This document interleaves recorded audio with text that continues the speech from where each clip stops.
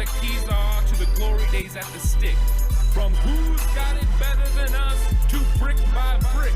It's always the 49ers way, from off-season to game day. Yeah, we talk back. It's the 49ers Cutback.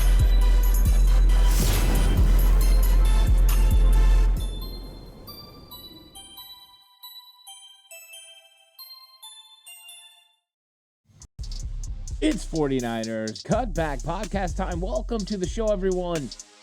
49ers versus Cowboys. It doesn't get better than this. This brings back all the emotions of all the big-time games that these two teams have had throughout 49ers history.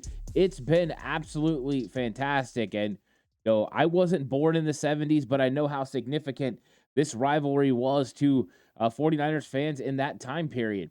So this is one that dates back a long ways. And there's a lot of heated, moments and conversations that go with this rivalry. And they're two of the best teams in the league right now, which makes it significant again.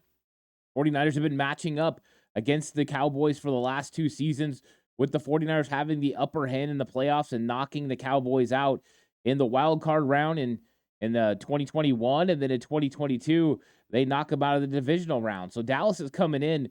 They got to feel like the 49ers have had their number lately. They're looking to turn that around. But how do they do it? How do these teams match up? Well, we've been going through it this week. We've been going through the tail of the tape, going through the numbers. We've been going through offensive matchups the 49ers can win and can exploit, and defensive matchups the 49ers must win to limit the Cowboys' offense. We've been going all through it, and now it leads to this moment, the game preview show, where we can go through and go piece by piece the key matchups in this football game, how the 49ers have to play against the Cowboys to be able to walk away with the victory. It's not going to be easy. This is going to be a tough task. Both of these football teams are very good with playmakers all over the place. Team speed is not a problem for either one of these teams. These defenses fly around, they make plays, and they are absolute ball hawks. So it's going to be a fun matchup. It's probably going to come down to the last moments of this football game to determine who is the winner and who ends up taking that elite spot next to the Eagles as the best in the NFC, because this is going to start painting a picture of who the real deal is in the NFC. The 49ers looking to go 5-0. They go 5-0 and they beat the Dallas Cowboys. I think they are at top of the pecking order.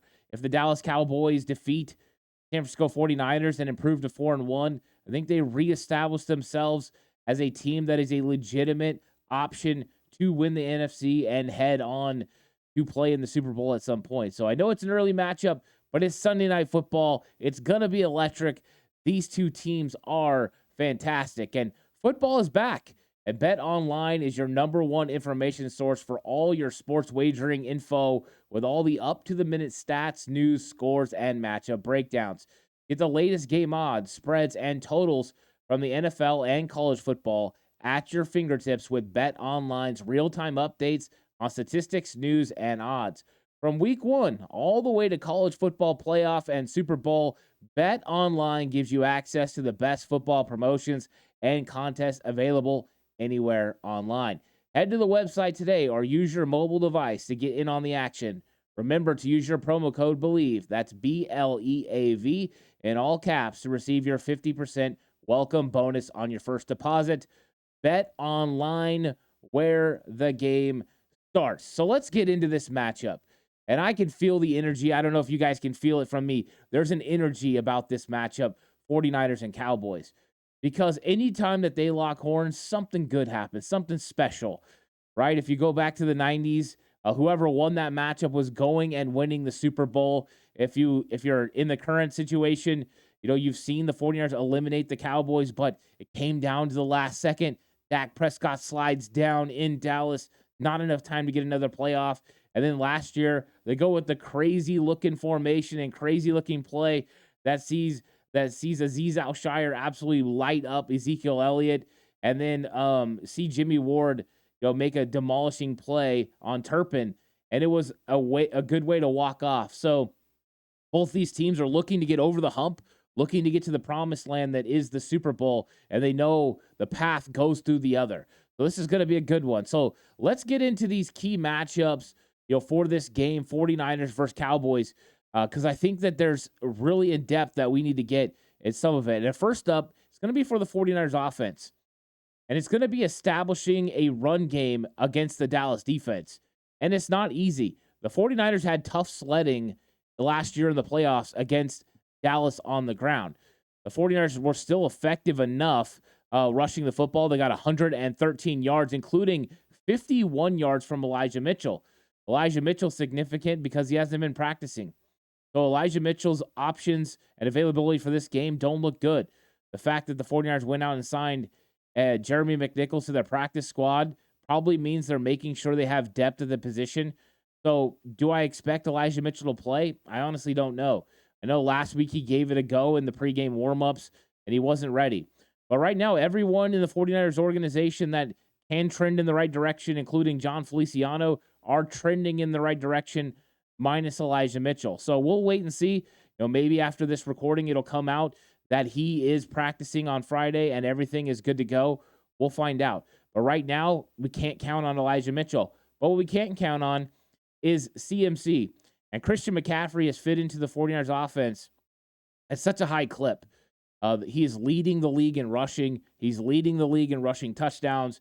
He's leading the league in touchdowns from the running back position.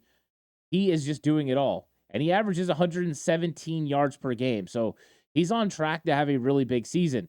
So the 49ers have to establish a run game. Well, going back and watching that divisional matchup last year, 49ers struggled early on. 49ers were trying to get to the edge. They were trying to run their tosses. They were trying to run their outside zone. Things that worked against the Dallas Cowboys the year before. Well, this time, Dallas was ready for it. Dallas was running. They were using their speed. They were getting down the line of scrimmage. They were making plays. Then the 49ers came out in the second half and decided something a little bit different. We're going to run more gap scheme. We're going to come at you a little bit with some old school offense and get vertical quickly. And they used Elijah Mitchell as a little bit of a battering ram, and he did a good job. So the 49ers would probably employ some of that, running directly at the Dallas Cowboys. But you have to diversify the run game. You have to make sure you keep them guessing. You want to trap them. Use their want to get after you and get vertical up the field against them.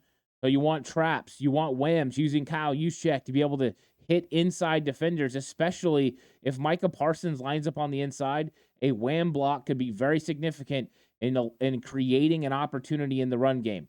But really what you want to do is get Christian McCaffrey the ball in space. So that could be extended handoffs. And what am I talking about? Well, if you watch the first touchdown the 49ers had against the Arizona Cardinals, it appears to be a pass. But it's a lateral, which means it counts as a run. But that's an extended handoff. Brock Purdy threw Christian McCaffrey the ball after he had been in motion with Kyle Juszczyk leading. Basically a sweep, just with a pass from Brock Purdy instead of a pitch. What it does is it puts Christian McCaffrey out there in space where he can use his God-given abilities to make people miss, but also it gives the offense the ability to create separation in space for their blockers as well. And by doing so, it made it a little bit easier for McCaffrey to get downhill and get a touchdown. So you have to be creative and you have to be multiple in your run game attack. You can't come into this game and think, oh, last year in the second half, we were able to run right at him and it was successful. Can you do that? Yes. But mix in other things too. Be able to hit those toss plays. Hit a short toss and come back with the counter. Use Deebo Samuel and little counter plays and reverses. Use the Dallas Cowboys' willingness and aggressiveness against them. As they become hyper-aggressive, looking to get down the line of scrimmage to stop the 49ers run game, you can use Deebo going back the other way. Been very effective through the years. And of course, teams are often keeping guys on the backside waiting for it. So you just have to pick your time. You pick that one moment when you're able to have a huge play and get Deebo out on the edge. So it's about being multiple in the run game. It's about finding leverage, and it's about attacking Micah Parsons. Micah Parsons is a very good player. He's very talented. He's one of the best pass rushers in the entire league. As far as chase and run defender, he may be the best coming from the defensive line spot. But when it comes to stopping the run, he's not one of the best. You can beat him at the point of attack. Now, last year it was a lot easier with Mike McGlinchey. He's a significantly better run blocker than Colton McKivitz. He was able to get a push on Parsons and create some areas for them to run the ball. He's not here. It's Colton McKivitz now. And it's going to be McKivitz' job to make sure he gets movement on Micah Parsons. What I say movement is Parsons wants to set the edge. He wants to make sure that he can get that edge set and not allow any separation between him and the defensive tackle. If he gets kicked out, they can create a hole there, and that creates the bubble in the defense that you're able to run through. The 49ers have been handling it in a high level on edge defenders all throughout the year. Didn't matter if it was TJ Watt and Alex Highsmith. It didn't matter, if it was Kayvon Thibodeau. It didn't matter, who it was last week. They were going to get it done, and they have. And they've been very successful running through that C gap and that area right off tackle. 49ers have been attacking it, and that's part of the reason you go after Micah Parsons. DeMarcus Lawrence is not as easy. It's a little bit more difficult and tougher sledding to run there. But what do they often do? Well, you often find Van Der Esch on the same side as Micah Parsons.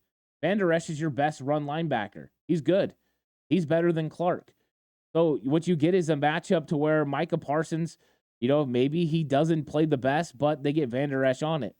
Now, what did Arizona do? Arizona attacked him, and Arizona attacked Micah Parsons in a big way. They went right at him, and they ran physical. James Conner nearly had 100 yards rushing. He had 98 yards on the ground, but Arizona got 222 yards on the ground, including a big 45-yard explosive play from Rondale Moore. That's part of the way you go after this Dallas Cowboys offense is you take our defense, you make your offense a battering ram as far as run game. So the 49ers rushed the ball at 153 yards per game. That is very good this year. That's one of the top 5 in the entire league. And then as far as rush defense, the Cowboys give up 111 yards on the game, on the season per game. So San Francisco 49ers got to be able to establish a run game against the Dallas Cowboys. If they're able to establish a run game, that's going to open up the passing game for Brock Purdy. If Dallas wants to bring one of their safeties into the box, could get a little bit more interesting. Because then in that case, it's going to force Brock Purdy's hand.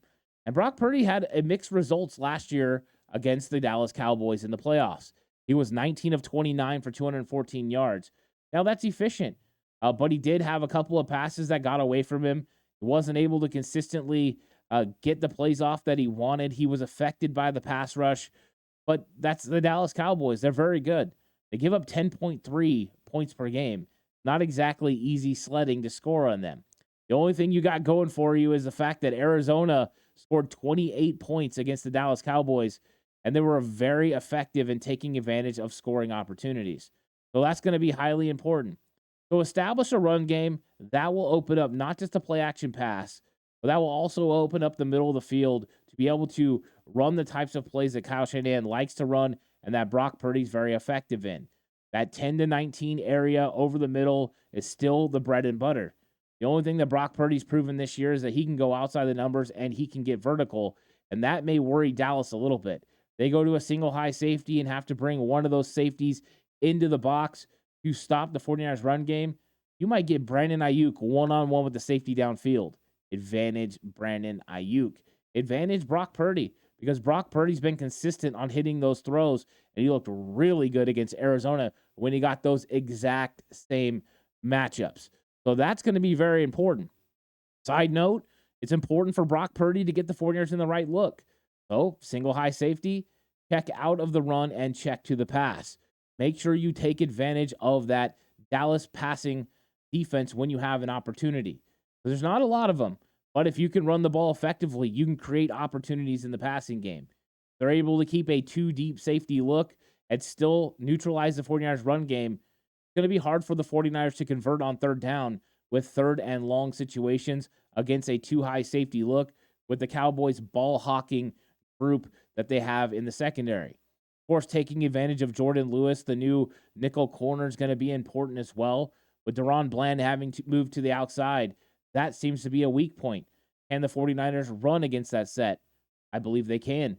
Can they get wins there with Brandon Ayuk, Deebo Samuel, and others in the slot? I believe they can as well. So those are going to be things to watch and monitor in this game on the offensive side of the football. Over on defense, one of the big things we haven't really talked about has been Colton McKivitz, and I'm going to get to him in a second. But stopping the Cowboys' run game is imperative for the 49ers defense. And why do I say that? Because if you stop Tony Pollard in this run game that's averaging 141 yards per game, you are going to be able to limit the effectiveness of Dak Prescott because you need to be able to stay on schedule as an offense. One of the things Dallas is really good at is converting on third down. Part of the reason they're good at converting on third down is they have short fields. So staying on schedule with a very good run game and success passing the football on first down are always what you need to do on offense. But if the 49ers can take away Pollard and take away the run game, and they really did last year in the playoffs, they held Dallas in check in the run department. Dallas had 76 yards last year running the football, a 3.5 average. They were very effective in making sure there was nothing there. So 22 attempts from the Dallas Cowboys, and that's why you get Dak Prescott throwing the ball 37 times. That's not a recipe for success if you're a Dallas Cowboy against this San Francisco 49ers defense. It's not going to work out well for you if Dak has to throw the ball close to 40 times. They need efficient, effective run game coming from Tony Pollard. And if the 49ers are able to limit it, they're going to be able to tee off on Dak Prescott. They're going to be able to sit back in their zone, rally and make tackles underneath the sticks, and get off the field on third down. That's going to be a pivotal part of this football game. But one of the things that's very interesting for the Dallas Cowboys offense is going to be the slot receiver position, because you have Brandon Cooks that you brought in free agency. And Brandon Cooks has short area quickness, and he's able to create in a big way. So what do you do to stop him and limit him? Well, stop the run. And why does that make sense? Well, Brandon Cooks, if it's a 3rd and 5, he can beat Isaiah Oliver and get a first down. I think he could get it done at a rapidly high pace. If it's 3rd and 8, you have an opportunity to make him stay underneath, tackle him in front of the sticks, and get off the field. So the effectiveness of the run game kind of radiates through the rest of the Cowboys offense. We haven't seen Dak Prescott have to take over a game this season and go out and win it. We haven't seen him dominate. What we've seen is short fields and good opportunities for the Cowboys offense, and them go out and effectively take advantage of it. So the 49ers need to put them in situations that are difficult, that are straining. And one of the ways you do that is you stop the run. Can the 49ers stop Tony Pollard in the run game? Yeah. You know why? Because they added Javon Hargrave to their defensive tackles position. Because they set a good edge with Cleveland Farrell and Nick Bosa. Because they have two of the best tracking linebackers in the entire league in Dre Greenlaw and Fred Warner. You have one of the better nickel corners as far as stopping the run in Isaiah Oliver, and you have good corners on the outside tackling. Not to mention, Tayshaun Gibson has been great. Talanoa Hufanga flies around like a missile. You have good tacklers, and when you have good tacklers, you can limit run games. So they're going to have to be diligent, but they only give up 66 yards per game on the ground. That's better than what they were playing at last year when they were the number 1 defense in the league. So trending in the right direction, yes, but you got to stop Tony Pollard in this one. So let's talk about some of the keys to win this game, because both of these teams are really good in the turnover department. The Dallas Cowboys take the ball away at a high rate, 10 takeaways on the season already. They find the ball, and Mac Jones knows because he threw pick sixes all over the place. Deron Bland, gone, touchdown. And the 49ers need to make sure that doesn't happen. Now, their last matchup, Brock Purdy played a clean game, didn't turn over the football at all, made sure he took care of the football. They need to make sure they do that in this game as well. But the 49ers are no slouch as far as causing turnovers either. 49ers have caused 5 turnovers this season, including 5 interceptions. Talanoa Hufanga has 2. He's leading the team in interceptions and in turnovers. So the 49ers need to make sure they take care of the football and cause turnovers. And Dak Prescott has proven that he will put the ball in harm's way. Last year, the 49ers forced 2 interceptions. One by Deommodore Lenoir, where he undercut a route and caught the ball along the sideline. Another, Jimmy Ward, the slot or the nickel corner, knocking the ball up in the air, and Fred Warner coming up with an interception. Of course, Jimmy Ward is gone. But what you have is Isaiah Oliver, who's a similar looking player. Long arms, got length at over 6 foot tall, able to play physical at the point of attack. So you have potential. The reason I'm going to bring up the nickel corner as far as turnovers is because Dak Prescott threw an interception to K1 Williams the year before. So nickel corners get their hands on the football against Dak. That's an opportunity for the 49ers. That's an opportunity to get the Cowboys off the field and get yourself a short field with a chance to get points. And it's not easy to get points against the Dallas Cowboys defense. So you have to make sure you take the ball away. But both of these teams are very good at taking care of the football. Dak Prescott has thrown one interception, and that is the lone turnover for the Dallas Cowboys in 2023. That interception came by Kaiser White in the end zone against the Arizona Cardinals, and that interception sealed the game for the Cardinals. The big interception. It was over the middle, and Dak definitely did not see Kaiser White, or he thought he could get over him. But those types of plays are what Fred Warner and Dre Greenlaw dream about, because those are the kinds of plays that they can make over the middle of the field. And we've seen Jake Ferguson have some effectiveness from the tight end position. Well, that means he's over the middle of the field. Fred and Dre are going to be looking for that football. Fred Warner's gotten his hands on the ball a couple of times this year and hasn't been able to pull one in and secure it. He's looking for one. He might get one in this game. And, of course, turnovers are pivotal. Brock Purdy had the strip sack from T.J. Watt. Now, Watt actually got the ball out twice. And it's not that the 49ers haven't put the ball on the ground. They have. A couple strip sacks against Brock Purdy. He got one of them back. The other one he lost. But also a couple bad snaps from Jake Brendel and Brock Purdy as far as exchange. They got both of those back. So the 49ers need to make sure they take care of the football in a big way in this game because Dallas is opportunistic. They take advantage of every single turnover that comes their way. So let's talk about turnover differential real quick before we move on. And that is the Dallas Cowboys +9. They've caused 10, only given away 1, +9. 49ers have taken away 5 times and only had 1 giveaway. They're +4. Whoever wins that turnover battle will win the game. And let's remember last year, Dak Prescott, the 2 interceptions against the 49ers. We had a Ray McLeod fumble on special teams, but the 49ers were +1 in that game in the divisional round. 49ers won by 7 points, 19-12. That's how close these matchups are. Those turnovers go a long way. Talk about third down.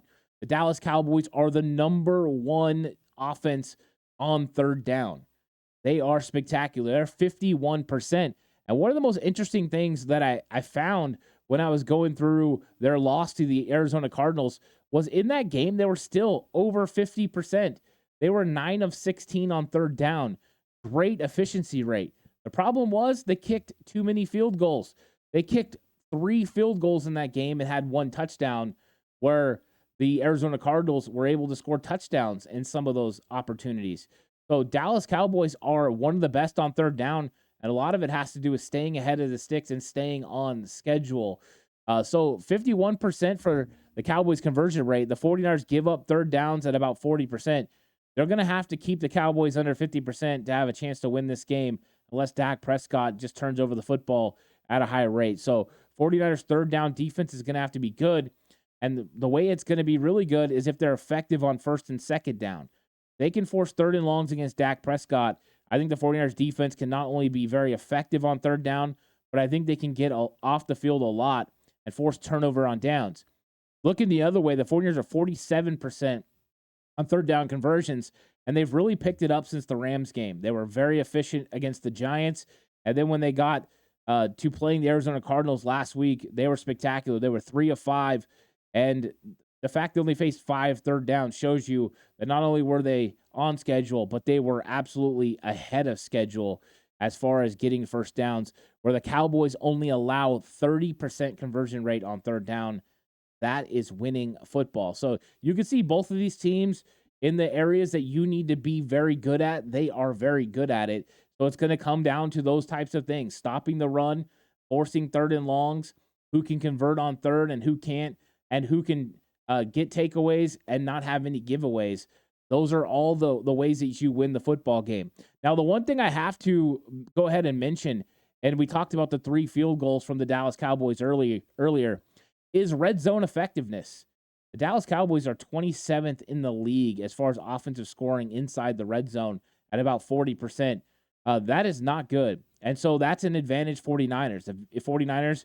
If the Dallas Cowboys get into the red zone, if you can turn those opportunities into only field goals, you got to feel like you're going to have a really good chance to stay in the game. And think about the score last year, 19-12. 4 field goals felt like. It wasn't 4 field goals. What it was actually was a Brett Maher missed extra point on their first touchdown, a touchdown to Dalton Schultz, and then field goals after that. But the fact that you scored 12 points, that's a lot of field goals. And yes, field goals are important. They're not an open frame, but you need to score touchdowns, especially against defenses the caliber of these two teams. So 49ers are definitely more effective in the red zone. They've been a more effective offense in producing touchdowns compared to Dallas, but Dallas has been playing with far better field position all season long. And so now I'm ready to get into my wow, that's bold predictions. Wow, that's really bold. Whoa. Whoa. Whoa. Whoa, it's really bold. Whoa. It's got to be bold when you're talking, wow, that's bold predictions. And this week it's going to be bold because this is Brock Purdy's second time playing against the Dallas Cowboys. It's his second time playing against this defense. And I think he's going to have a little bit more success than he had in the divisional matchup last year. I thought last year Dallas did a very good job of keeping him off balance. And a lot of the reason was they took away the run game in the first half, or at least neutralized it. In the second half, once the run game got going, Brock Purdy looked like he felt more comfortable in the pocket. The 49ers were able to slow down the pass rush by running the football effectively. And then they took advantage of some of those matchups. And there are matchups to take advantage of in this game. And I think Brock Purdy's going to take advantage of those matchups. And I think Brock Purdy's going to get 2 touchdowns passing the football in this matchup. I think he's just going to be effective in this game. I don't think it's anything crazy. Dallas is a really good defense, but I think Brock Purdy's going to take care of some business. I think he's going to get the ball out on time, and he's going to have some opportunities in the red zone, and he's going to come away with 2 touchdown passes in the game. Now, I'm going to go out on a little bit of a limb because he's not even for sure playing in the game, but he's been trending in the right direction with limited practice, and that's Jauan Jennings. And just going through the All-22 film and seeing what he's done this year, I think there's going to be an opportunity with all the focus that's going to be paid onto Deebo Samuel, onto Brandon Ayuk, onto Christian McCaffrey, onto George Kittle for Jauan Jennings. And I think Jauan Jennings is going to get a red zone touchdown. I do. I think he's going to get a favorable matchup against a safety or a linebacker that he's going to win, and Brock Purdy's going to find him for one of Brock Purdy's touchdowns. So Jauan Jennings, welcome back into the end zone. That's my offensive wow, that's bold predictions. Now on defense, defensively, I've been going with turnovers and it's worked out pretty well for me. I've even got as lucky as predicting that a turnover was going to happen from Deommodore Lenoir in the game against the Rams, and it did. So sometimes I hit, sometimes I don't, and I'm going to try to hit on this one. I think Talanoa Hufanga is going to come up with his 3rd interception of the year. I have been going back and forth. Last week I predicted that Tashawn Gibson was going to have an interception. He did not. And I thought about duplicating that, but I do think Dak Prescott's going to put something up over the middle that's going to be available. And I think either Isaiah Oliver or Hufanga come down with it. But I'm going to go with Hufanga. Hufanga gets his 3rd interception of the season by intercepting Dak Prescott. And then the defensive pass rush. They've been getting a lot of scrutiny over the last several weeks because they're not getting home. A lot of that has to do with opposing offenses' willingness to get rid of the football at a rapid pace. I mean, how could a defensive line get home to the quarterback if they're releasing the ball every 2 to 2.4 seconds? You can't. But what you can do is make sure you continue to put pressure, and when the opportunities come, you strike, or you make sure you limit the effectiveness of the quarterback. Well, I think the 49ers are going to do that. And Dak Prescott has been sacked 6 times this season. Not a huge number. Brock Purdy's been sacked 7 times. But I think the 49ers are going to have some success with the pass rush. And I think a lot of the reason why is they're going to have to pay a lot of attention to Nick Bosa and maybe a lot of attention to Javon Hargrave or Eric Armstead. And I think it's going to free up the other one once the 49ers show Fred Warner coming in a blitz, or if they go to a 5-man defensive front with Javon Kinlaw. And I think the 49ers are going to produce 3 sacks in this game. I think that they're going to get home. I think they're going to put pressure up the middle with Hargrave and Armstead. And I think Drake Jackson's going to have a chase down sack in this game. So don't be surprised if Drake doesn't get his 4th sack of the season. And then I think the other guys split it. It'll either be Hargrave, Armstead, or Bosa that come away with, a sack each. One of them will, of course, be missing out because I said 3 sacks. But I think the 49ers are going to spread it around a little bit, and they're going to have opportunities. Won't even be surprised to see a Fred Warner sack on a blitz. So keep that in mind as well. But I do think the 49ers are going to be effective rushing the passer. I know they have to make sure they keep their rush lane integrity, because if Dak Prescott gets outside the pocket, is able to extend plays or even extend drives by getting first downs, those can be backbreakers. But I think the 49ers defensive line is well equipped and ready to handle this after the recent matchups that they've had, including battling Joshua Dobbs last week. I think that was a great preparation, player for the 49ers to prepare for Dak Prescott and what he does with his legs. Now, with all that being said, it is time for the score prediction. 49ers versus Dallas Cowboys. And so far this year, it's been going pretty well. But, whenever you feel like the 49ers are the best team and you pick them to win, and they do, it makes your record look really good, right? So you're 4-0. The only thing I will say is last week, predicted the game to be 38-16. It ended up being 35-16. So I wasn't far off. Well, this week, I do have the 49ers winning this football game. I know the 49ers' closest victory this year was a 7-point victory over the Los Angeles Rams, and that's with the Rams kicking a last-second field goal with 4 seconds left. Kind of a weird play. They run 30-23. Well, I think the 49ers are going to win this game 27-20. So I think the Dallas Cowboys defense is going to do enough to keep the 49ers from scoring 30 like they've been doing every single game this year. But I think the 49ers offense is going to be effective. I think they're going to score points, and I think they're going to be able to get a stop when they need it against the Dallas Cowboys. But history would just show that the 49ers Cowboys are going to play really close to a 6 to 7 point game. And I think that happens again here. I think there's a little bit more scoring from both teams. They take advantage of some matchups that go their way. But I think it's going to be hard for the Dallas Cowboys to stop McCaffrey, Debo, Kittle, and Ayuk. Just too many weapons. And I think Brock Purdy's so comfortable in this offense now that they're going to have opportunities. I think Trayvon Diggs missing will be something that factors into this. But it's going to be a fun matchup. I'm really looking forward to it. As always, let me know what your score predictions are in the comment section down below. And if you're a Dallas Cowboy fan, let me know what you think the Cowboys are going to win by. I'm curious if you think it's going to be close or if you think it's going to be a blowout in the Dallas Cowboys' favor. But just like always, there's going to be more content coming your way. You can also come after the game for the game reaction, the game post-game show. It's going to be a lot of fun. I'm going to be talking to 49ers Cowboys, everything that happened in the game, and where the 49ers go after that. Are they 5-0? Are they 4-1? I think they're going to be 5-0. So it'll hopefully be a fun conversation. I hope you guys can enjoy it. So if you're watching now, like and subscribe to the channel. Really appreciate it. Listen on an audio platform, 49ers Cutback on Believe. Please give me a 5-star rating. You guys truly are the best. Of course, this episode is brought to you by Bet Online, where the game starts. So I'll catch you guys all on the next one. Until then, stay safe. And remember, the right way is always the 49ers.